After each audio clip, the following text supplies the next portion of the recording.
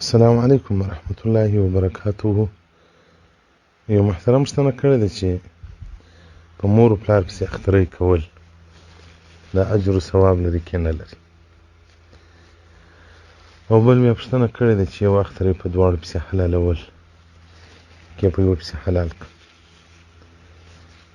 محترمه یو وار خو به و دې ځای ته راسو چې په موړو پسې اخترۍ کول لکه رسول الله صلی الله علیه وسلم، مور پلار او دغه رنګه استاد پیر،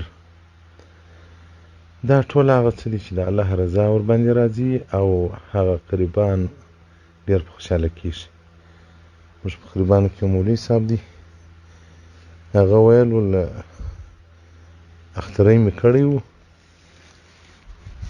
نو دا ماښام باندې خوب وینم او پلار مې راغلی زموږ کره او ډېر خوشحاله و او په دا خوب کې راته ویل ول دا 10 ورځې موږ انتظار کوو چې تا اخترۍ پسې راکوې. نو مړی په دې باندې ډېر خوشحاله کېږي، که مور وي که پلار وي که بل قریب وي. دا خبره تر وسه ده. څوک یې وس نه لري هغه خو نو بیا نشي کولی. چې څوک یې وس لري قدرت لري وایي دغونه پیسې پر پالتو ځایو کې راسځي، نو اخترۍ کومه په مور پلار پسې دا ډېر اجر لري. که په بل وخت کې ډېر پسونه حلال کړي په مور پلار پسې دغونه ځای نه نسي لکه په اختر کې چې د دوی په نیت باندې حلال کړي.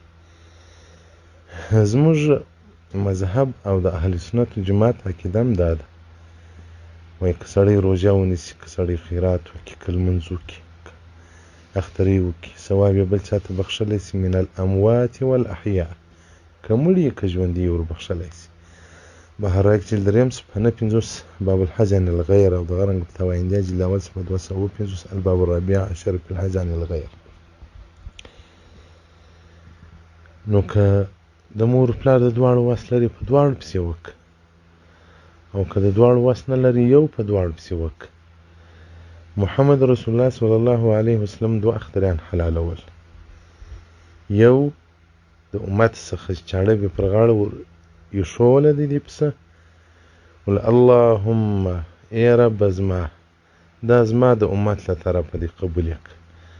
پر بل چې به چاړه ایښوله دا دوم پسه باندې ول یا رب دا زما او زما د اهل بیتو له طرفه څه دي. ګوره ټوله امت. نو خو د رسول الله صلی الله علیه وسلم وس نه و چې د هر امتي اخترۍ وکړي. که وس درلودی نو پسونه یې درلودی بیا کړی هم وایي د هغه دومره شفقت و محبت پر موږ هم موږ غافل یو. نو بعضې وروڼه چې پر ناکې ځایو مصارف ځین کېږي، دې ځایو کې روپۍ ځین مصرف سي چې والله که الله راضي کېږي یا آخرت په پیدا کېږي یا د دنیا ګټه کې پکښې پالتو ولاړې سي، نو هغه به پیسې را بچت کوي په محمد رسول الله صلی الله علیه وسلم پسې اخترۍ وکړي او پیسې را بچت کوي په مور پلار پسې وکړي. دا ستا مور چې نه میاشتې په نس کې ګرځولې، دا خپل نس یې ستا دپاره ځانګو جوړ کړی. بیا چې کوم وخت ته پیدا کېدلې ولادت حالات دا عین د مرګ حالات خو الله ښځه بچاو کړي ژوندی یې وساتي. هغه پلار چې ته راغټېږي د واده بندوبست به درته کوي، ستا د ژوند نفقه او ستا د ژوند چارې پر مخ ته وړي. دا ډېر عظیم غټ حقوق لري. نو محترمه په مور پلار پسې که په دواړو پسې جلا جلا وس لري جلا جلا یې وکړه، که وس نه لري بیا یو پسې وکړه. خو مور پلار په دعاو کې مه هېروئ، په اخترانو کې مه هېروئ. دا وفا ده، بیا به ستا اولاد بیا په تا پسې اخترۍ کوي. بل په د اخترۍ باندې پیسې کمیږي نه ډېرېږي. تاسو باور وکړئ چې پر کال به ستا سرمایې ته ډېر اضافه سوي. دا رسول الله صلی الله علیه وسلم وعده کړې ده له امت سره چې په خیراتو په تصدق په دې شیانو باندې دنیا ډېرېږي کمیږي نه. نو مور پلار به څنګه خوشحاله وي هغه په عالم برزخ کې چې د مسلمانانو او روحان سره جمع کېږي. هلته به د اختر په ورځ باندې ستا مور پلار ته ملائکې د ستا د اختري ثواب وروړي، دغه ثواب بدله به وروړي. دوی به په دا نورو مړو کې خوشحاله وي او په تاسو باندې په فخر کې چې موږ خدای ښه اولادونه پرېږدي.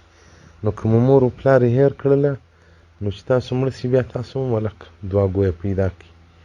نو د اولاد خو ثمره او ګټه دغه چې په سړي پسې یو لاس پورته کړي. نو که مور پلار ته شعار وګرځوله بیا به تاسو مړه یاست په قبر کې بره ارمان کوئ چې موږ کاشکې دی کړی وای. نو اوس چې هغه موقع چانس الله را کړی دی هغه له لاسه مه باسئ. السلام علیکم ورحمة الله وبرکاته.